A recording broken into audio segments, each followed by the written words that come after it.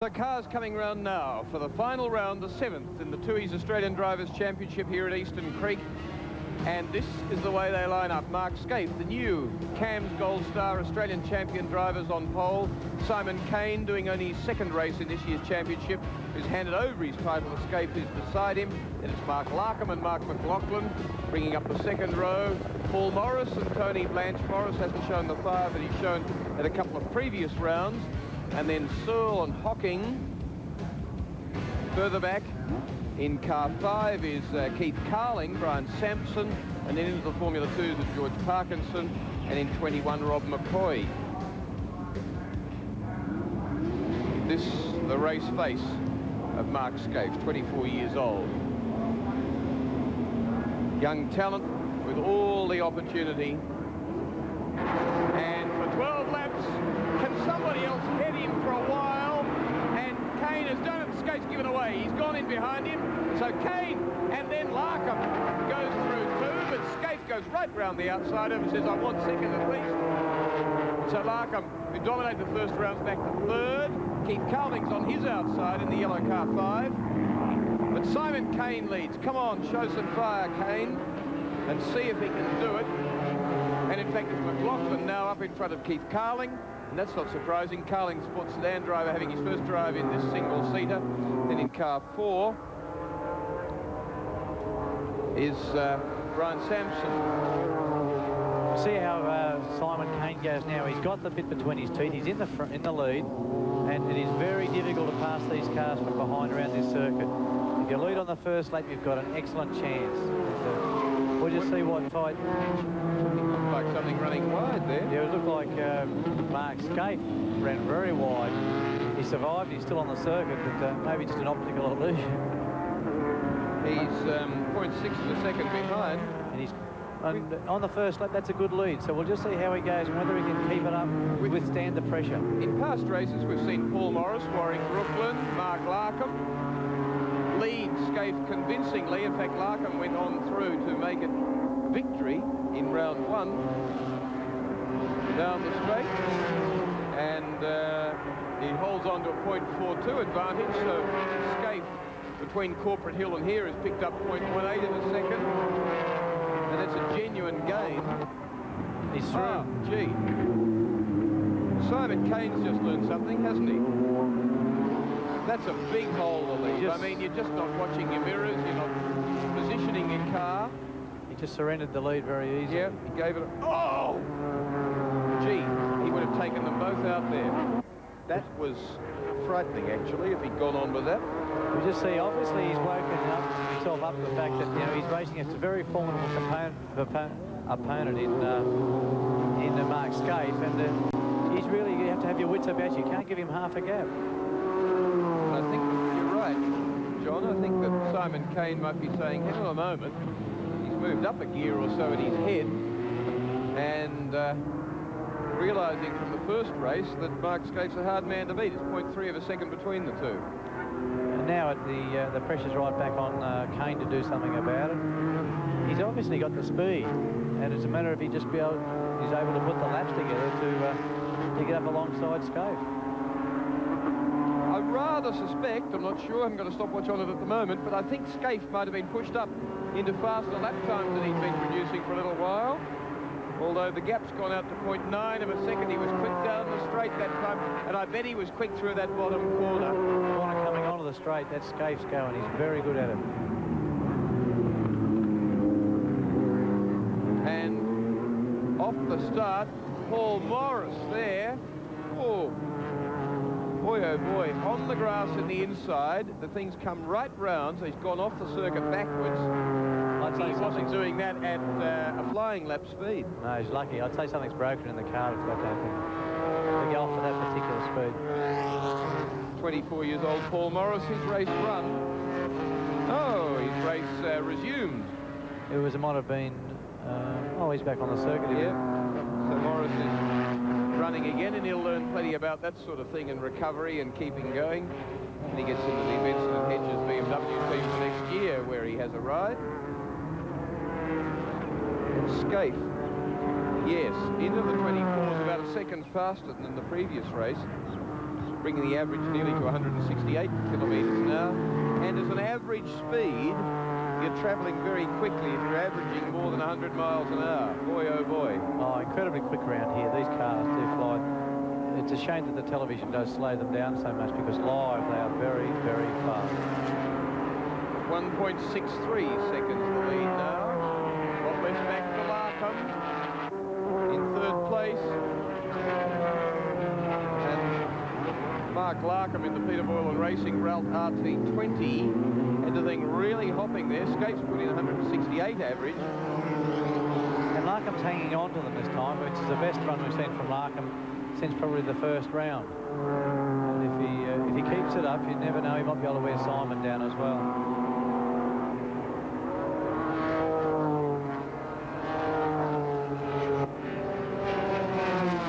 Paul Morris making progress forward, recovering well. So, one of the Phoenix Motorsport cars from Eastern Creek, going past the Dave Moore car, Keith Carling driving. This is Keith Carling's first outing in this particular car. He's been driving sports sedans. It's a major eye-opener about the levels of grip and performance that these cars are. He'll be a very dissatisfied sports sedan driver of that 300 ZX when he eventually gets it reliable. Tremendous potential. Fairly dusty Shrike here. Paul Morris, Queenslander. Yes, as I was saying before in the earlier heat too, the people running the Shrike cars are well and truly up against it compared to the imported cars. The development that goes on overseas so much with the other chassis is probably tenfold what you'd ever get in Australia. It's a great concept of having students and teachers involved in this. Tremendous incentive, great experience for them, but they're up against people whose whole life, their profession, and sometimes 20 or more years of knowledge is in building and developing racing cars. That's right, and that's the problem they have. Well, when you see it, but you know, full marks to the TAFE people and to Mike Quinn, who's been campaigning these cars this year. He's done a remarkably good job, but they are up against it. Keith Carling in 5. That's the former car that I ran last year. Dave Moore, the man from Moore Engineering that owns the car. Morris coming through on Tony Blanche, car number 12. Morris moved up another spot, so he's driving very well, very aggressively. I don't know what happened in the first corner. Obviously, he must have done something, but the car's obviously come out of it all right. It looked like something had broken, but obviously not. Morris still doing good times in the car, and it's driving very hard.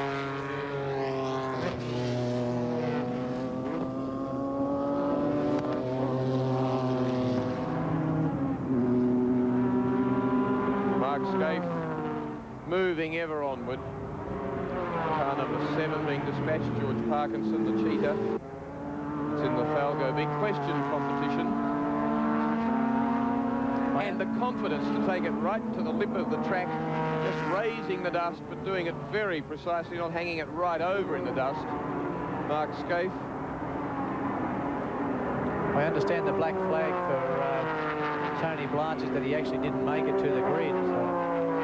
7 seconds, Scaife's advantage now over Simon Kane.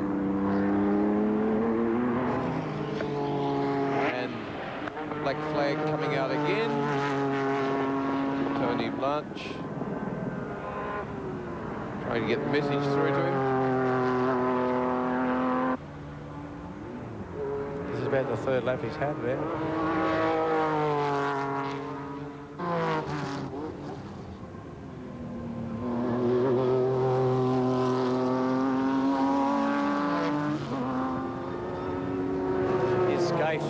Stepping out quite wide, on a bit on the dirt, using all the road, right on the verge.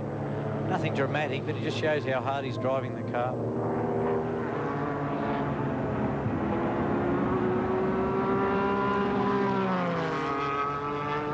Actually, Scaife's got a commanding lead now.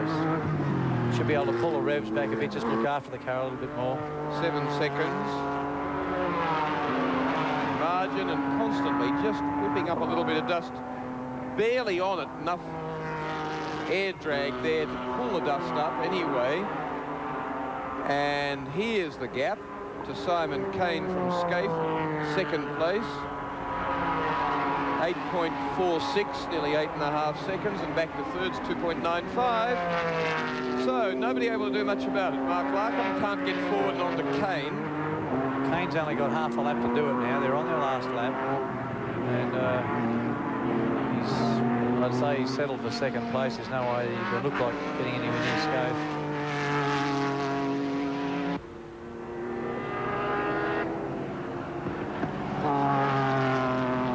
Just as Scaife is hot this year, all the developing and driving that he's been doing for Nissan, plus this Tooheys Australian Drivers' Championship, so too Simon Kane should be, albeit not here at Eastern Creek and not in this type of car, but in Formula 3000, much quicker, more powerful cars than these. They really do take some driving. Oh, that's right. Incredible levels of grip that they have, and straight line performance. Absolutely sensational thing to drive. You have to drive them with a fair bit of budget as well. Very, very tall checkbook. So Mark Scaife coming down for yet another victory. Single-seaters, but he's had a few this year in touring cars as well. And this is a pretty convincing one over the man whose title he's taken. Simon Kane coming home in second place in car number 1. So another one for Mark Scaife, this time 9.13 seconds in front of the former Australian driving champion Simon Kane. Not far back to Mark Larkham, but a fair gap back to Mark McLaughlin. Very disappointed with his car. Paul Morris and Ron Searle in very close company, just 900ths of a second, 800ths between the two of them. Mark Scaife, it's not champagne, but it must taste just as good. Congratulations on the Australian title. Thanks, John. The cars were very good then, and we set the car up in the warm-up to maximise the straight line speed of it. Well, how does it feel now to have your first Australian title under your belt? No, it's very good. Obviously, we missed out on the touring car championship, and this is a very, very good thing to win. The drivers' championship's one of the biggest categories in the country, so it's fantastic. 24-year-old Mark Scaife hasn't missed out on much else this year, though. Even in this championship, dropping his worst of 7 rounds as he has to do, still the clear winner on 120 points ahead of Mark McLaughlin and Mark Larkham. Paul Morris, the big loser, second on outright points, but dropping his worst round, comes back to 66 and 4th place.